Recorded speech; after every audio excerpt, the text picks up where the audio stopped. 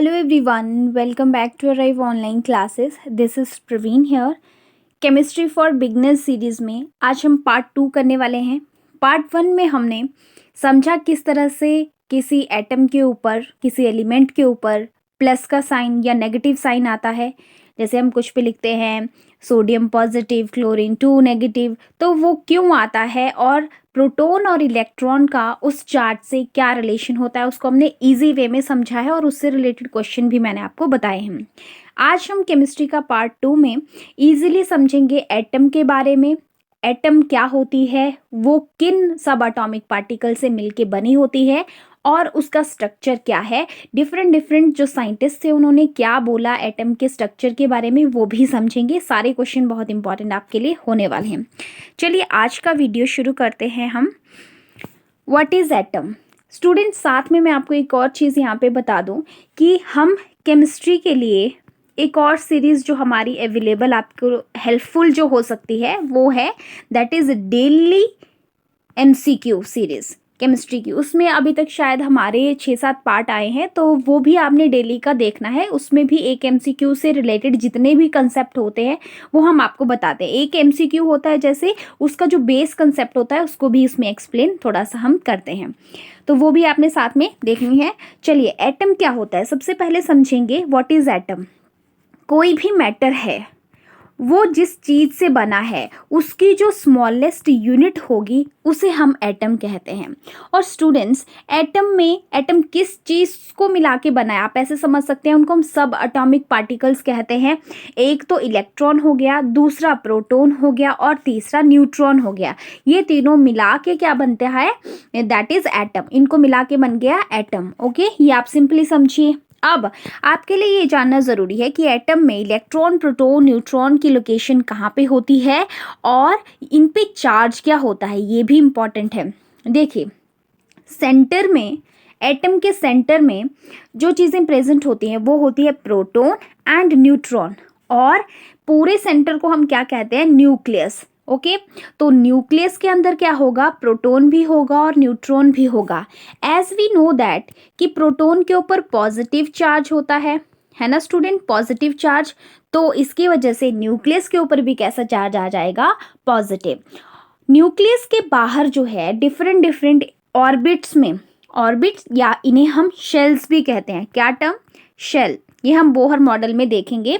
इनमें इलेक्ट्रॉन घूमते रहते हैं। ओके, तो एटम के पास क्या होता है? सेंटर में न्यूक्लियस, न्यूक्लियस के अंदर प्रोटॉन एंड न्यूट्रॉन होते हैं और न्यूक्लियस के अराउंड इलेक्ट्रॉन घूमते रहते हैं। ये बेसिक जो स्ट्रक्चर है एटम का वो है, और यही आज की डेट में माना जाता है।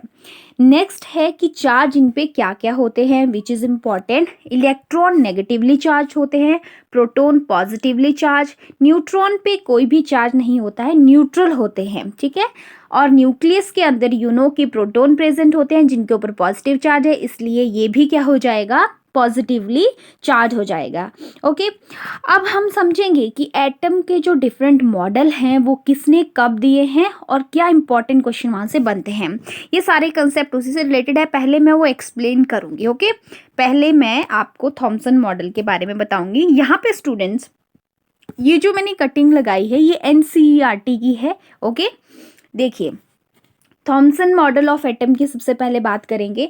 J.J. थॉमसन ने 1989 में प्रपोज किया था कि एटम का स्ट्रक्चर कैसा होता है। चलिए, मैं डायग्राम से आपको ज़्यादा अच्छे से बता पाऊंगी और आप ज़्यादा अच्छे से समझ पाएंगे।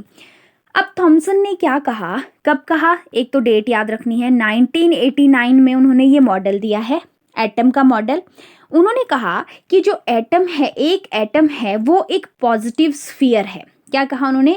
एक गोला है, कैसा? प्लस वाला गोला है, पॉजिटिव स्फीयर है। और उस स्फीयर के अंदर क्या है? उन्होंने कहा कि इस स्फीयर के अंदर नेगेटिवली चार्ज्ड पार्टिकल घूमते रहते हैं, बीच बीच में नेगेटिवली चार्ज पार्टिकल हैं। एक तरह से उन्होंने कहा कि जैसे मान लो, फॉर एग्जांपल मैं आपको बताऊं, वाटरमेलन खाते हैं ना, तरबूज खाते हैं, उसमें बीच बीच में उसके बीज होते हैं। उसी तरह से बीच बीच में इसके क्या होंगे? इलेक्ट्रॉन होंगे, ऐसे आप कंपेयर कर सकते हैं। अब देखिए स्टूडेंट, ये है पॉजिटिवली चार्ज स्फीयर और इसके बीच में इलेक्ट्रॉन है। इन्होंने कहा कि इलेक्ट्रॉन पे नेगेटिव चार्ज होता है और पॉजिटिव चार्ज भी है, दोनों एक दूसरे को कैंसिल कर देते हैं, इसलिए इन्होंने कहा कि एटम क्या है, न्यूट्रल होती है, एटम के ऊपर कोई चार्ज नहीं है। ये इनके अकॉर्डिंग ये इन्होंने कहा था। ओके, तो अगर आपसे पूछेंगे कि थॉमसन के अकॉर्डिंग शेप क्या है एटम की, तो स्फेरिकल शेप्ड। अब आइए थोड़ा सा देख लेते हैं और क्या चीज़ें यहाँ पे लिख रखी है। तो अकॉर्डिंग टू दिस मॉडल इन्होंने ये भी कहा कि जो रेडियस है एटम का अप्रॉक्सीमेटली 10⁻⁻10 मीटर है, ये भी इन्होंने कहा। वही चीज़ पॉजिटिव चार्ज यूनिफॉर्मली डिस्ट्रीब्यूटेड रहता है उस स्फेरिकल शेप्ड जो एटम है, पूरा गोला है जैसे मैंने आपको बताया। और इलेक्ट्रॉन जो है बेंडेड है in such a manner as give the most stable electrostatic arrangement. Okay, और इसके बाद अदर नेम इसके आप ध्यान रखेंगे, प्लम पुडिंग, ठीक है, रेजिन पुडिंग और वाटरमेलन से इसने इस मॉडल को कंपेयर करा है। नाउ सी स्टूडेंट्स, यहाँ पे ये तो मैंने लिया है कटिंग आपका क्लास +1 से, ये वाली जो कटिंग है क्लास +1 से। यहाँ पे देखिए, Thomson was awarded Nobel Prize for Physics in 1906 for his theoretical and experimental investigation on the conduction of electricity by gases। ध्यान से सुनिए, इन्होंने किस नोबेल प्राइज मिला 1906 में इनको, किस चीज़ के लिए, देखिए on the conduction of electricity bye gases, इसकी इन्वेस्टिगेशन जब करी इस चीज़ के लिए, नोट कीजिए यहाँ पे। अब ये मैंने आपको बताया कि ये है कटिंग +1 क्लास NCERT की। सेकंड थिंग, यहाँ पे ये जो कटिंग दूसरी मैं आपको बताने वाली हूँ, वेट कीजिए एक सेकेंड, ये थॉमसन, ये रहे J.J. थॉमसन, ठीक है, जो एक यहाँ पे देखिए जो मैंने हाईलाइट करके रखा है, awarded the Nobel prize in physics 1906 में फिजिक्स के लिए for his work on the discovery of electron. दो चीज़ें यहाँ पे स्टूडेंट आ जाती है, इलेक्ट्रॉन की डिस्कवरी, सेकंड चीज़ वहाँ पे क्या था कि वहाँ पे क्या दे के रखा था, जो उनकी conduction of electricity bye gases के लिए उन्होंने एक एक्सपेरिमेंटेशन करा था, उसके लिए इनको मिला +1 में। फिर मुझे दो कंसेप्ट यहाँ पे मिल गया कि नोबेल प्राइज मिला तो मिला, लेकिन किस चीज़ के लिए, ये तो क्लियर हो गया कि फिजिक्स में मिला है, ठीक है, फिजिक्स में ही मिला है, बट डिस्कवरी ऑफ इलेक्ट्रॉन के लिए मिला है या इलेक्ट्रिसिटी, जो conduction of electricity bye gases के लिए मिला है। तो मैंने इसको नेट पे भी डिफरेंट साइट्स पे, ऑथेंटिक साइट पे देखा, तो जब ये क्वेश्चन ऐसे करके आता है कि got Nobel prize for what, तो आपका आंसर वहाँ पे आपने ये वाला टिक करना है। ओके, ये वाला टिक करना है। डिस्कवरी ऑफ इलेक्ट्रॉन से भी इनका नाम जोड़ा जाता है क्योंकि इलेक्ट्रॉन की डिस्कवरी भी इन्होंने की है। ओके, इसके बाद देखिए, अब हम रुदरफोर्ड के बारे में देखेंगे। पहले रुदरफोर्ड के मॉडल को समझते हैं कि क्या मॉडल है और क्या इन्होंने कहा इस मॉडल के बारे में। रुदरफोर्ड ने जो मॉडल अपना दिया, इसे जो है अल्फा पार्टिकल स्कैटरिंग एक्सपेरिमेंट भी कहते हैं। पहले इसको समझेंगे आसान भाषा में कि क्या इन्होंने किया, इस डायग्राम से आपको सब समझ आ जाएगा। देखिए उन्होंने क्या किया, एक सोर्स लिया, ऐसा सोर्स जहाँ से उन्होंने अल्फा पार्टिकल को क्या करना है, एक तरह से फॉल करवाना है, किस चीज़ पे, वहाँ पे ये जो आपको दिख रहा है यहाँ पे गोल्ड फॉइल है, ये इन्होंने गोल्ड की एक फॉइल लगाई है, इसके ऊपर क्या करेंगे, ये इन अल्फा पार्टिकल को एक तरह से आप समझ लो कि छोड़ेंगे, उस तरफ जाएंगे, जोर से स्ट्राइक करेंगे, कहाँ पे, उस फॉइल पे, समझ गए, थिन, बहुत थिन ये गोल्ड फॉइल इन्होंने ली है। ओके, अब देखिए जब यहाँ से अल्फा पार्टिकल्स मूव होके यहाँ पे चले गए, तो उन्होंने देखा कि मैक्सिमम अल्फा पार्टिकल चले गए, पास हो गए और आगे चले गए। इसके बाद थोड़ा सा उन्होंने क्या देखा कि कुछ अपने पाथ से जो है वो इधर उधर भटक गए और बहुत ज़्यादा कम जो है वापस आए, बहुत ज़्यादा कम क्या हुए, रिफ्लेक्ट बैक हुए। उन्होंने ये भी कहा कि रिफ्लेक्ट बैक कितने की, अबाउट मान लो 2 लाख में से 1 वापस आया, ठीक है, ये इन्होंने अपने इस एक्सपेरिमेंट में कहा। अब देखिए कंक्लूजन उसने क्या निकाला, क्या आपको पता चलता है यहाँ पे, वो हम समझेंगे। देखिए इसको इन्होंने इस तरह से भी पिक्चर में बताया है, वही चीज़ है कि एक्सप्लेन जो करी है कि अल्फा पार्टिकल आगे चले गए सारे, कुछ जो है अपने पाथ से जो है वो चले गए, डिफ्लेक्ट हो गए, मतलब भटक गए एक तरह से रास्ता, और बहुत कम, आपको एक पार्टिकल दिख रहा है वापिस आ रहा है, ठीक है, बहुत कम वापिस आए। ये इन्होंने एक्सपेरिमेंट किया। अब इस एक्सपेरिमेंट से आप समझते क्या हैं, वो चीज़ अब हम समझेंगे। जैसे उन्होंने यहाँ पे गोल्ड एटम लिया था, तो उन्होंने कहा कि एटम के पास जो है इनफ स्पेस होता है। ठीक है, एक तरह से उन्होंने कहा कि एटम इज एम्प्टी। ये भी कहा space in the atom is empty as most of the alpha particle pass through the foil. ठीक है, अगर मैक्सिमम वहां से जा रहे हैं इट मीन्स वहां पे स्पेस है, ये उन्होंने कंक्लूजन निकाला। इट मीन्स एटम में स्पेस है जहां से वो पास हो रहे हैं। तो उन्होंने कह दिया कि अगर सारे मैक्सिमम क्योंकि पास हो रहे थे, तो उन्होंने ये कंक्लूजन निकाला कि एटम एक तरह से क्या है, एम्प्टी है, एम्प्टी स्पेस उसमें है, ये इन्होंने कंक्लूजन निकाला। सेकेंड चीज उन्होंने कही कि जो अल्फा पार्टिकल है ये पॉजिटिवली चार्ज थे। अल्फा पार्टिकल जो पॉजिटिवली चार्ज हैं वो डिफ्लेक्ट हो गए, एक मतलब वो अपना थोड़ा सा रास्ता जो है वो भटक गया, आप ऐसे समझ सकते हैं। और वो जो डिफ्लेक्शन थी वो किसकी वजह से थी, वो रिपल्शन की वजह से थी, रिपल्शन की वजह से थी। ठीक है, रिपल्शन जो मॉलिक्यूल आप ऐसे कह सकते हैं, जो ये पार्टिकल्स हैं इनके बीच में रिपल्शन है, इसकी वजह से वो है। अब देखिए मॉडल ये है जो स्ट्रक्चर ऑफ एटम के लिए ये मॉडल है रुदरफोर्ड का। अब इससे क्वेश्चन क्या आपसे पूछ सकते हैं वो आप समझिए। पहली बात ये पूछ सकते हैं कि कौन से पार्टिकल थे जिनका यूज़ इसने अपने एक्सपेरिमेंट के लिए किया, तो अल्फ़ा पार्टिकल वहाँ पे आंसर हो जाएगा। कौन सी उसने एलिमेंट लिया था एक्सपेरिमेंट के लिए, तो गोल्ड का फॉइल उसने लिया था, इट मीन्स गोल्ड उसने लिया था। अब इस मॉडल की ड्रॉबैक से क्वेश्चन आपसे पूछ सकते हैं कि जो एटम की स्टेबिलिटी है उसके बारे में रुदरफोर्ड ने कुछ भी नहीं कहा। और इन्होंने ये भी कहा कि मास जो है एटम का वो न्यूक्लियस में लाई करता है, और इन्होंने कहा कि जो साइज है न्यूक्लियस का बहुत स्मॉल है। तो ये 5-7 चीज़ें आप अलग से नोट कर लीजिए, यहीं से क्वेश्चन बनेंगे। साथ में अब यहाँ पे जो मैंने कटिंग लगाई है, जो एनसीईआरटी में दे के रखा है रदरफोर्ड के बारे में, वो इंपॉर्टेंट होता है। देखिए इन्हें जो है फादर ऑफ न्यूक्लियर फिजिक्स कहा जाता है। Father of nuclear physics Rutherford को कहा जाता है। और ये फेमस है किस चीज़ के लिए, इन्होंने रेडियो एक्टिविटी पे भी बहुत काम किया है। Discovery of nucleus of the atom के लिए इन्हें जाना जाता है। ठीक है, गोल्ड फॉइल एक्सपेरिमेंट जो मैंने अभी आपको एक्सप्लेन किया, तो इसके लिए इनको नोबेल प्राइज भी मिला है केमिस्ट्री के लिए। ठीक है, 1908 में। ओके, ये भी इंपॉर्टेंट सारे क्वेश्चन है। ओके, इसके बाद चलिए नेक्स्ट समझते हैं। अब जो नील बोहर थे इनका जो एटम का स्ट्रक्चर है वो समझेंगे। तो इसको समझने के लिए आपको थोड़ी सी चीज़ें याद रखनी पड़ेंगी। एक तरह से इनका जो मॉडल था वो मैं आपको समझाती हूँ। सबसे पहले इन्होंने कहा कि एटम जो है इसके सेंटर में न्यूक्लियस होता है, और इसके बाद इसके बाहर जो है वो शेल्स होते हैं, डिफरेंट शेल्स होते हैं। लाइक मैं अगर ऐसे आपको बना के बताऊं तो आप इजीली समझ पाएंगे। ये शेल्स मैं अगर बना रही हूँ, डिफरेंट शेल्स हैं, इनको हम 1 बाय 1 समझेंगे। ये मैं यहाँ पे अगर शेल्स बना दिए मैंने। ओके, अब देखिए सेंटर में इन्होंने कहा, 1 सेकेंड, सेंटर में क्या है, यहाँ पे पॉजिटिव चार्ज है क्योंकि यहाँ पे प्रेजेंट हैं प्रोटॉन्स। प्रोटॉन्स, और ये सेंटर को हम क्या कहते हैं, सेंटर क्या है, ये न्यूक्लियस ऑफ द एटम है, न्यूक्लियस है एटम का।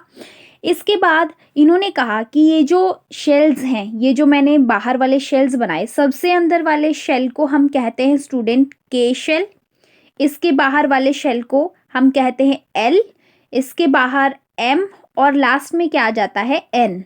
ठीक है, KLMN, ये शेल्स इसी तरह से प्रेजेंट होते हैं। अब ये बोहर्स मॉडल ऑफ एटम का स्ट्रक्चर इस तरह से रहता है। अब इसमें मैंने आपको शेल्स बताए, सबसे अंदर होता है K शेल, फिर L, फिर M और N।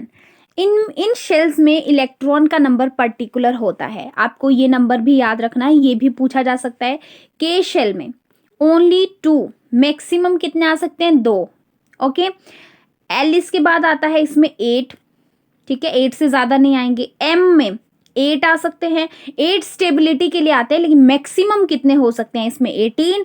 इसमें भी मैक्सिमम जो है वो 18 हो सकते हैं, 8, 8, 18, 32, इस तरह से ये बढ़ते जाते हैं। ठीक है, नंबर इसका बढ़ता जाता है। बाहर वाली साइड को अगर हम बात करें, इस तरह से हम बात करें, KLM इस तरह से ये है 2, 8, 18, 32 आपको ध्यान में रखना है। कई बार ये चीज़ें कहाँ काम आएंगी, जब आप वैलेंसी इलेक्ट्रॉनिक कॉन्फ़िगरेशन निकालेंगे उस टाइम पे आपको ये चीज़ काम आती है वहाँ पे। मैक्सिमम नंबर ऑफ इलेक्ट्रॉन आपको ध्यान में रखना है। पूछ लिया जाता है ऐसे question, what is the number of electron in the के शेल पूछ लिया, ठीक है। मैक्सिमम नंबर पूछ ले, मैक्सिमम नंबर ऑफ इलेक्ट्रॉन 2 ही आ सकता है। मान लो पूछ ले एल में कितना है, तो मैक्सिमम नंबर 8 आ सकता है, ठीक है। तो इस तरह से ये आपको लर्न करना है, ये चीज़ें बहुत इंपॉर्टेंट हैं। देखिए अब यहाँ पे ये एल शेल में मैंने कहा कि 8 मैक्सिमम है, तो ये 8 ही क्यों आता है, कैसे, ये भी पर्टिकुलर कैलकुलेशन होता है।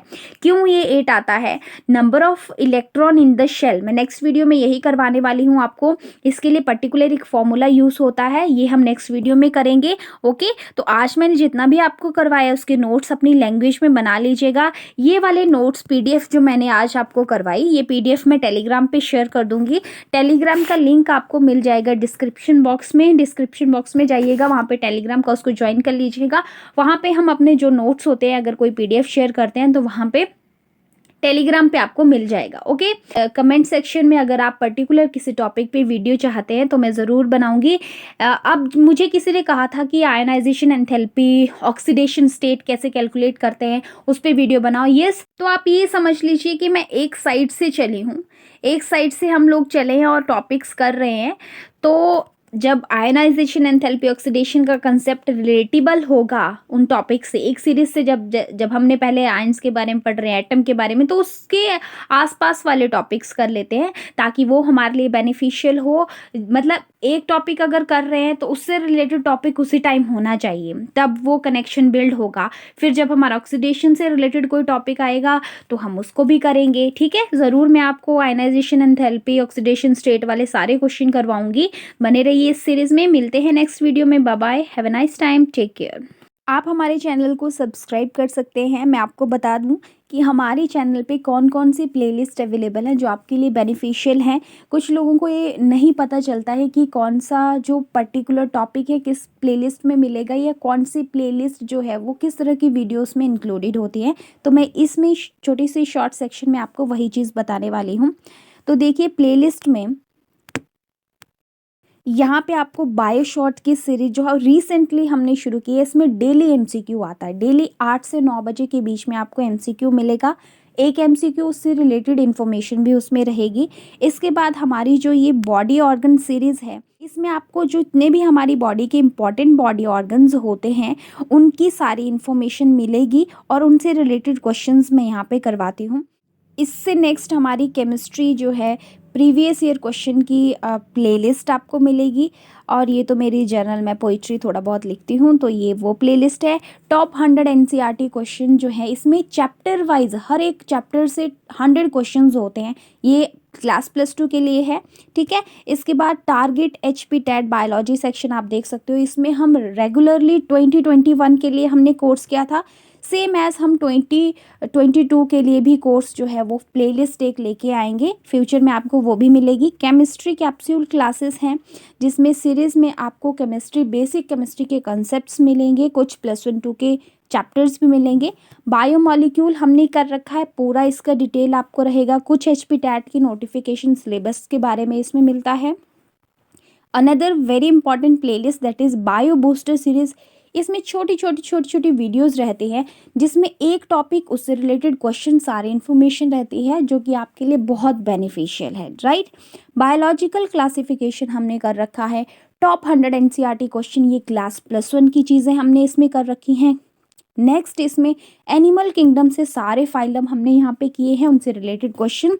ओके, अनदर प्लेलिस्ट इज़ यहाँ पे HP टेट मेडिकल के जो बायो सेक्शन है उसके क्वेश्चन ईयर्स हैं यहाँ पे प्रीवियस। और यहाँ पे 9th क्लास का हमने टॉपिक्स किए हैं। क्लास +2 का रिप्रोडक्शन इन ऑर्गेनिज्म पूरा यूनिट यहाँ पे है। इसके बाद क्लास 10 की बायोलॉजी NCERT CBSE दोनों हैं। और इसके बाद ह्यूमन फिजियोलॉजी जो क्लास +1 से टॉपिक्स हैं वो इसमें कर रखे हैं।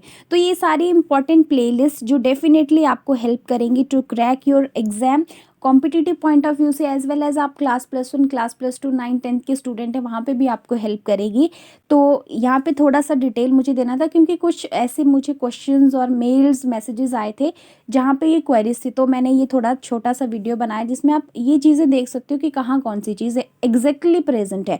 और अगर आपको कॉन्टेक्ट मुझे करना है तो आप चैनल के अबाउट में जाके यहाँ पे हमारी सारी इन्फॉर्मेशन है।